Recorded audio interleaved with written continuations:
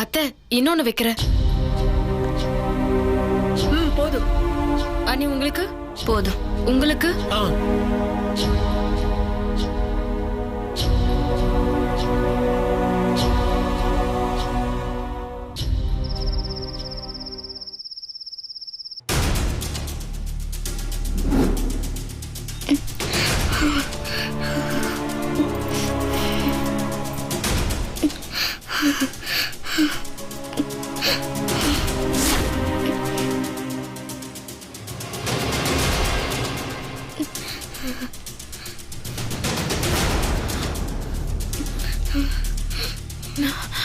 ருத்ரா, ருத்ரா, ருத்ரா, ஐயோ ருத்ரா, என்னாச்சு உனக்கு? ஐயோ என்னாச்சுமா? ருத்ரா, ருத்ரா, ஐயோ என்ன பண்றது இப்போ? ருத்ரா, ருத்ரா,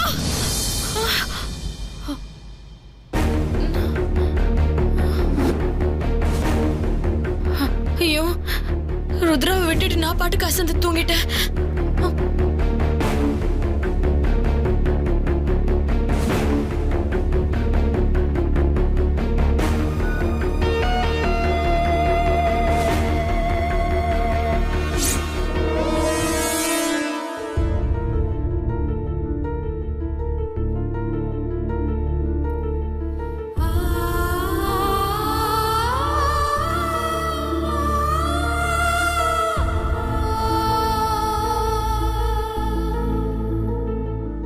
அப்பா, என்ன ஒரு கெட்ட கனவு.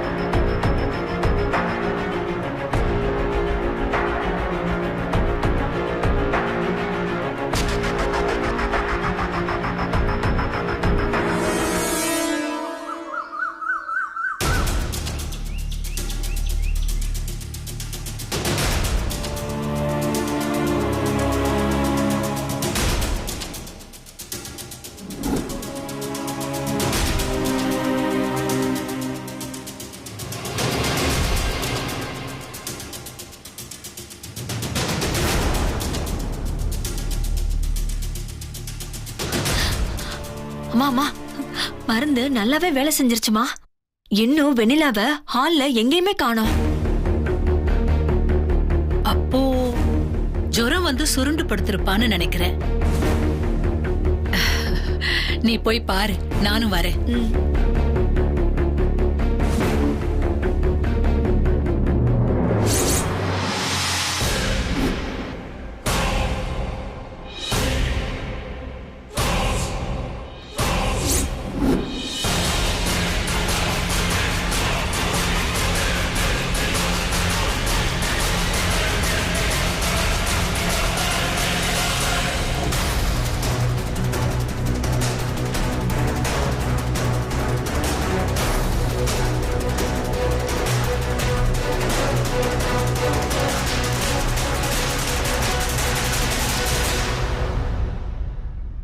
இந்தாங்க அண்ணி.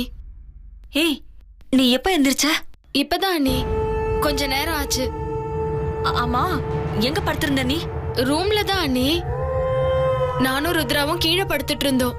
நைட்டு பயங்கர கெட்ட கனவு. என்ன அறியாமலே நான் மாமா ரூம்ல படுத்து தூங்கிட்டேன். திடீர்னு ருத்ராக்கு காய்ச்சல் வந்த மாதிரி இருந்தது. பயந்து போய் வந்து பார்த்து அப்புறம் அவ கூடயே படுத்து தூங்கிட்டேன்.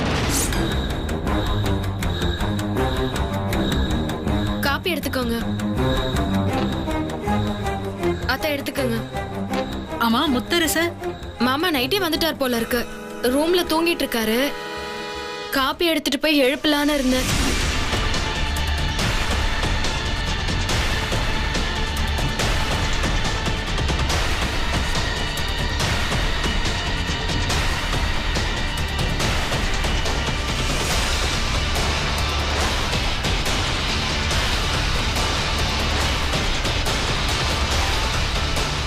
பூங்கோத, மாடிக்கு போய் என்ன நடக்குதுன்னு பாரு. சரிம்மா.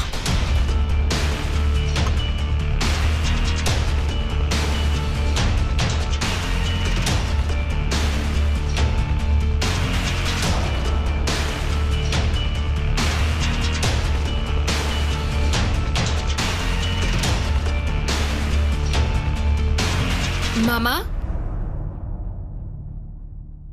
முத்து மாமா, மாமா,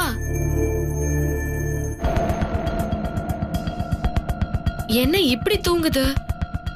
பாவம், நைட்டு முழுக்க வேலை பார்த்துட்டு அசந்து தூங்குது போல. கொஞ்ச நேரம் விட்டு அப்புறம் எழுப்புவோம்.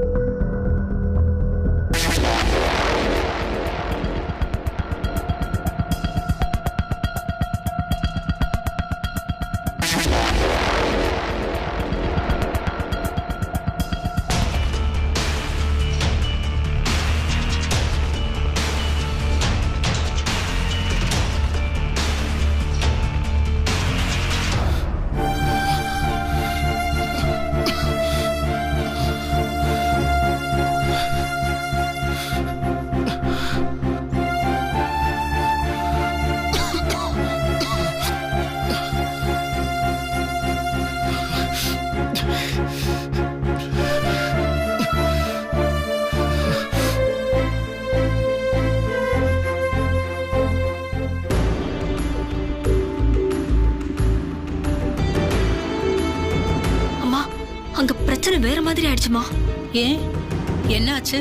ஜுரம் கடைசியில அண்ணனுக்கு வந்துருச்சுமா.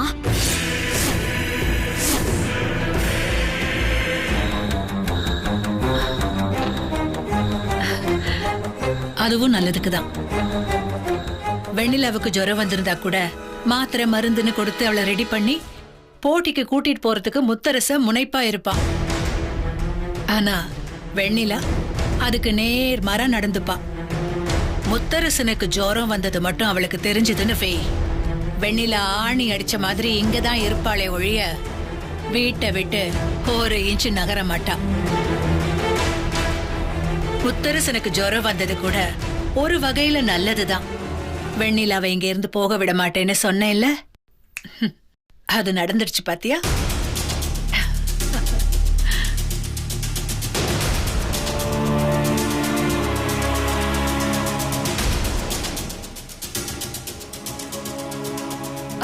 அசோக், போட்டி நடக்கிற இடத்துக்கு நாமும் போலாமா? கே யார், கூட்டிட்டு போக வேண்டிய ஆளே இன்னும் ரெடியா இல்லையான்னு தெரியல. நாம போலாமான்னு கேட்டுட்டு இருக்க. வெண்ணிலா ரெடி தானே? அதெல்லாம் பேசி பேசி ரெடி பண்ணிட்டேன். இன்னைக்கு போய் வெண்ணிலா தூள் கிளப்பிடுவா.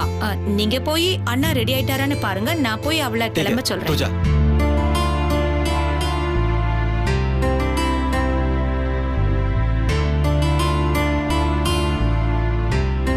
ஏய் முத்தரசு, என்ன போட்டியை மறந்துட்டியா? டைம் என்ன ஆகுது? நீ பாட்டுக்கு தூங்கிட்டு இருக்க. முத்தரசு, ஏய் முத்தரசு, முத்தரசு, என்னடா இப்படி அசந்து தூங்குற?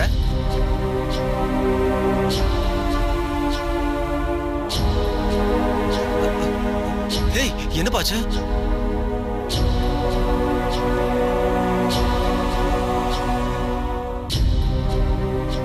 ஏய் பூஜா, பூஜா, ஒரு நிமிஷம் இங்க உடனே வா. என்னங்க, நான் போய் வெண்ணிலாவை ரெடி பண்ண வேணாமா? வான்னு சொல்றேன்ல.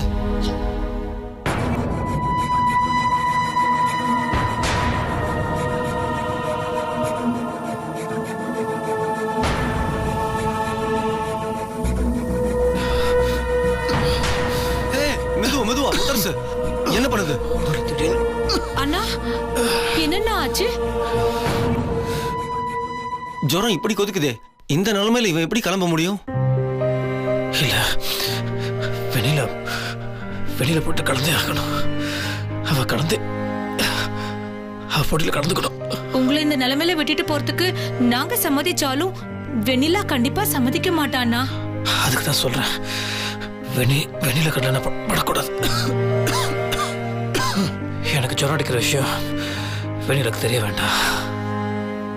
நான் ஹாஸ்பிட்டல் போய் அட்மிட் ஆகிக்கிறேன். அங்கே போய் நான் ட்ரீட்மெண்ட் எடுத்துக்கிறேன். இங்கேருந்து நான் வெளியே போகும்போது வெண்ணிலா கண்ணில் படாமல் இருந்தால் போதும். அதுக்கப்புறமா நான் வெண்ணிலா கிட்ட ஃபோனில் பேசிக்கிறேன். நீங்கள் 2 பேரும் எப்படியாவது வெண்ணிலாவை போட்டி கூட்டு போயிடுங்க, சரியா? இதை பாரு பூஜா, இப்போ யோசிக்கிறதுலாம் நேரம் கிடையாது. நான் சொன்ன மாதிரியே பண்ணுங்க. சீக்கிரம் போங்க. கரெக்ட் தான். நாங்க 2 பேரும் போட்டி நடக்கிற இடத்துக்கு கூட்டிட்டு போறோம். இங்க பாரு பூஜா, முத்தரசனை வீட்டுக்கு வெளியே கூட்டிட்டு போய் கார்ல ஏத்துற வரைக்கும் வெண்ணிலா இவன் பக்கம் வந்துடாம பாத்துக்க வேண்டிய பொறுப்பு உன்னோடது. நீ என்ன பண்ணுவியோ ஏது பண்ணுவியோ தெரியாது. அவகிட்ட சாமர்த்தியமா பேச்சு கொடு. அவளை வெளியே மட்டும் விட்டுறாத, புரியுதா? சரிங்க, நான் பாத்துக்கிறேன்.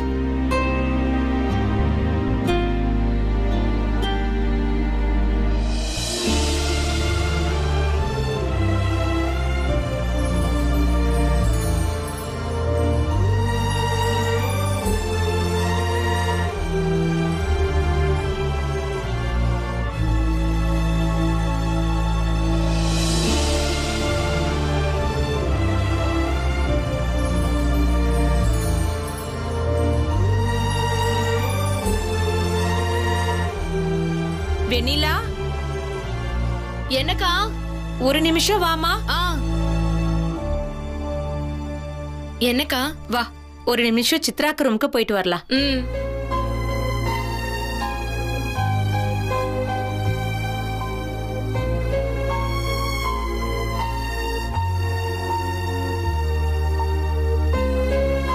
வெண்ணிலா, இந்த போட்டியில கலந்துக்கிட்டு வெற்றி பெறணும்னு சித்ராக்கா கிட்ட வேண்டிக்கோ.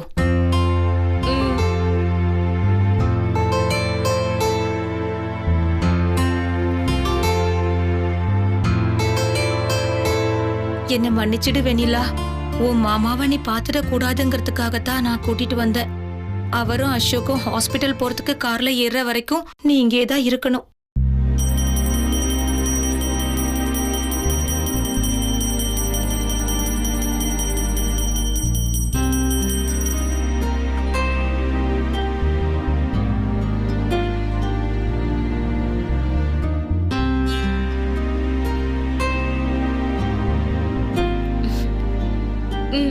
வா வாங்க கீழே போலாம்.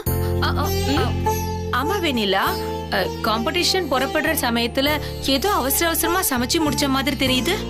ஆமாக்கா. ஏற்கனவே வெளியில போனப்பலாம் நான் எதுவும் பண்ணலன்னு அத்தை ரொம்ப கோச்சிக்கிட்டாங்க. அதனாலதான் அவங்களுக்கு சமைச்சு வச்சேன். ஓ அப்படியா? என்னென்ன சமைச்ச? பச்சை பயிறு கூட்டு, பாவக்காய் பொரியல், சேனக்கிழங்கு பொரியல், அப்புறம் முள்ளங்கி சாம்பார்.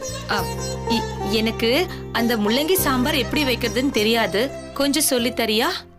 சொல்றேன்க்கா, வாங்க கீழே போலாம். இரு இங்க இருந்தே சொல்லு வெண்ணிலா. இங்கே வா. சொல்றேன். ரொம்ப ஈஸி தான்க்கா. முள்ளங்கிய வந்து நீங்க மேல் தோலை சீவிட்டு குட்டி குட்டியா நறுக்கிக்கணும்.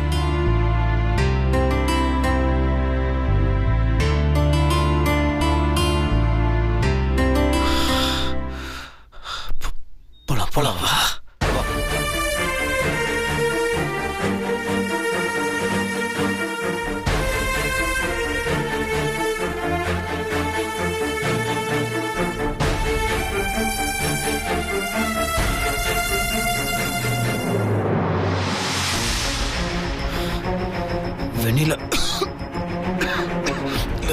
வெண்ணிலா கடலை மட்டும் நம்ம பற்றவே கூடாதுரா. நான் எப்படியாவது கார் ஏறி ஹாஸ்பிட்டலுக்கு போயிடுறேன். சரி.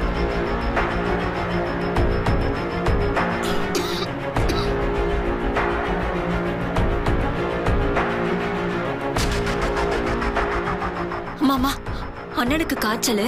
ஆனா சத்தம் இல்லாம எல்லாரும் அண்ணனை வீட்டை விட்டு வெளியில கூட்டிட்டு போறாங்கம்மா. சீக்கிரம். அப்படியா சொல்ற? கார் சாவி மேலே வச்சு நான் போய் சொல்றேன்.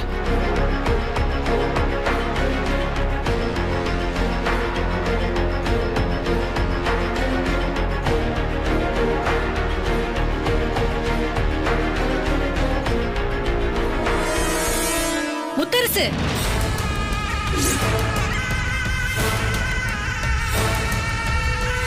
முத்தரசு,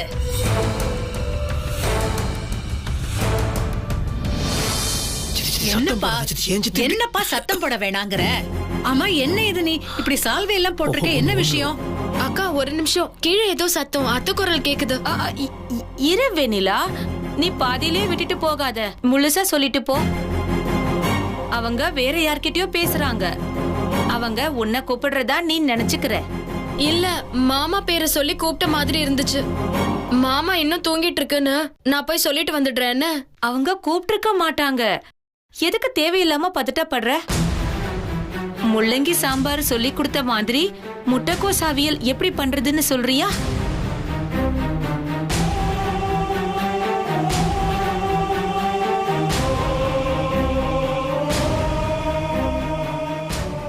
காய்ச்சலா? ஐயோ, என்னப்பா சொல்ற? ஒன்னும் இல்ல சித்தி, நான் ஒன்னும் இல்ல சித்தி. தயவுசெய்து நீ சத்தம் விட்டு போடாது. எனக்கு ஒன்னும் இல்ல சித்தி. என்னப்பா இது? இது நம்ம வீடு தானே, இல்ல வேற எங்கேயாச்சுமா? சத்தம் போடாதன்னு சொல்லி என்ன கண்ட்ரோல் பண்ற? என் புள்ள இந்த நிலைமையில கொதிக்கிற காய்ச்சலோட வெளியே போறத பார்த்து என்ன சும்மா இருக்க சொல்றியா?